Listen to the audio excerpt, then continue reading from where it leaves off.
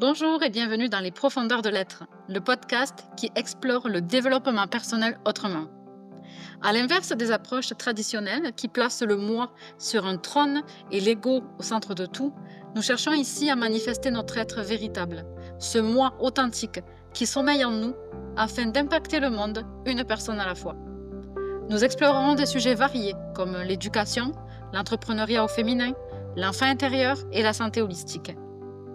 Comment se dépouiller de notre ego, des injonctions extérieures et des attentes projetées sur nous? Comment se libérer du regard des autres pour incarner pleinement qui nous sommes et devenir source d'inspiration? C'est le genre de questions que nous nous poserons et auxquelles nous tenterons de répondre. Si cela résonne en vous, je vous invite à vous abonner et à me retrouver chaque mardi pour un nouvel épisode. Bonjour à tous et bienvenue pour le premier épisode du podcast Les profondeurs de l'être. Je suis vraiment contente aujourd'hui de pouvoir enregistrer ce premier épisode dans lequel je vous parlerai de moi et de pourquoi ce podcast. Je me suis beaucoup questionnée pour la préparation de ce premier épisode. Je me suis beaucoup questionnée pour répondre à la question « Qui suis-je » C'est vrai ça, qui suis-je? Mais pour qui? Si je pose la question à ma mère ou à ma sœur ou à mon mari ou mes enfants ou mes voisins, la réponse sera différente. Alors ça veut dire quoi? Qui suis-je? Et pour moi-même, qui je suis? Comment je me vois? Vous voyez? Ça commence fort ce podcast. En fait, je me suis rendu compte que à la question qui suis-je, on a l'habitude de répondre notre prénom, bien évidemment, mais d'enchaîner tout de suite sur notre statut social, notre métier, notre fonction. What? Notre fonction. À quoi on sert? Il y a que moi que ça choque? Est-ce que je suis quelque chose? Si je veux rester cohérente avec la trame de mon podcast, je ne peux plus répondre à cette question de la même manière. C'est oui, je suis la fille de, la petite fille de, la mère de, la femme de, la cousine de, l'ex de, la nièce de, l'amie de, et j'espère l'ennemi de personne. Mais au-delà de ces titres, on m'a donné un prénom, le prénom Cécilia. Et j'aime beaucoup mon prénom, encore plus depuis que j'ai compris la symbolique derrière ce prénom. Peut-être qu'on en reparlera un jour dans le podcast. Ça fait maintenant 35 ans que je respire le même air que vous. Et comment dire, j'ai du vécu. Je ne compte pas m'étaler sur le sujet ici, parce que ce podcast n'est pas fait pour parler de moi, mais pour parler de nous. De l'humain avec un grand H et du monde avec un grand M.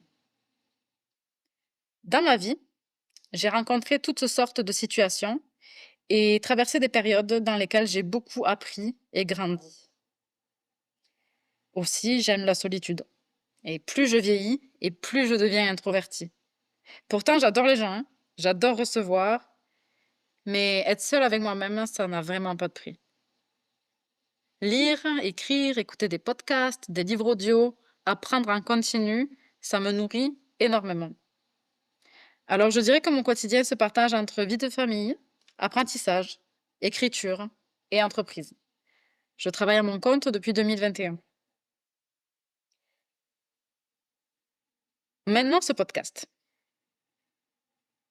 Ce podcast, c'est le fruit d'un désir qui est là depuis de nombreuses années.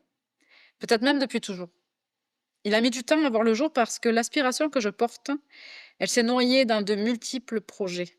Je me suis beaucoup cherchée, éparpillée.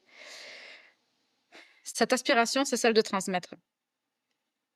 Transmettre et être une source d'inspiration, c'est ce que j'espère faire à travers ce podcast. Et j'ai décidé de le faire tous les mardis. Tous les mardis parce que je suis née un mardi, tout simplement. Transmettre quoi? À qui? Je dirais que le pilier de ce podcast, c'est son nom, les profondeurs de l'être.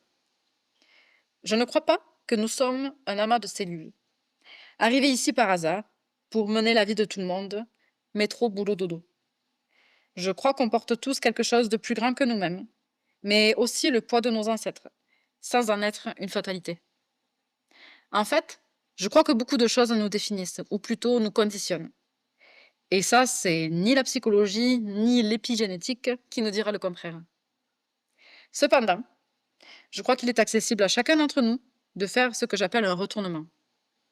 Un retournement de l'extérieur, c'est-à-dire de tout ce qui a le potentiel de nous modeler, de nous conditionner, vers l'intérieur, c'est-à-dire vers notre âme, notre conscience, vers ce qui en nous est pur et non dilué, et qui ne veut qu'une chose, s'incarner, se manifester, se matérialiser.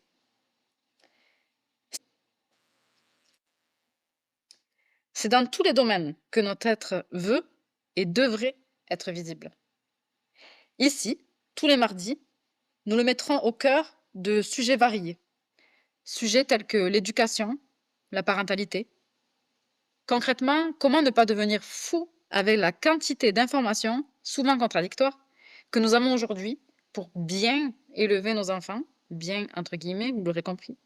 C'est quoi la solution pour faire de nos enfants des adultes équilibrés, stables, heureux? Nous mettrons aussi l'être au centre de l'entrepreneuriat au féminin. Que ce soit créer une entreprise, une association ou vivre son rêve de maman au foyer, peu importe notre choix, c'est une sacrée entreprise. Une famille est une sacrée entreprise. Alors comment réussir avec un quotidien qui ressemble déjà à celui d'une ministre? Et surtout, comment le faire avec le cœur, sans oublier personne, ni même soi-même?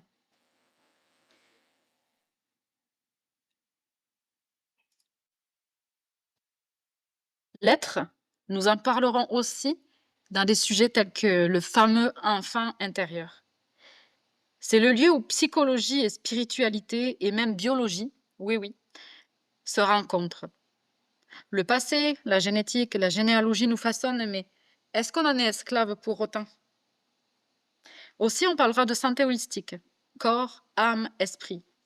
Le physique, le mental, l'environnement, tout est impliqué dans le maintien d'une bonne santé. Comment, dans tous ces domaines que je viens de citer, laisser notre être se manifester? Parfois, ce podcast sera un simple partage de ma part sur une lecture, une expérience vécue ou un bref encouragement pour la semaine qui démarre. D'autres fois, je ne serai pas seule derrière le micro pour une entrevue témoignage ou une investigation sur un sujet précis. En fait, je souhaite me laisser inspirer par cette petite voix intérieure et aussi par vos propres idées que je vous encourage vivement à me partager. À l'âge de 6 ans, alors que je questionnais l'existence seule dans ma chambre, une voix a résonné en moi et m'a dit: Tu as une tâche à accomplir. Cette phrase ne m'a jamais quittée. Aujourd'hui, je souhaite que nous puissions tous la réaliser.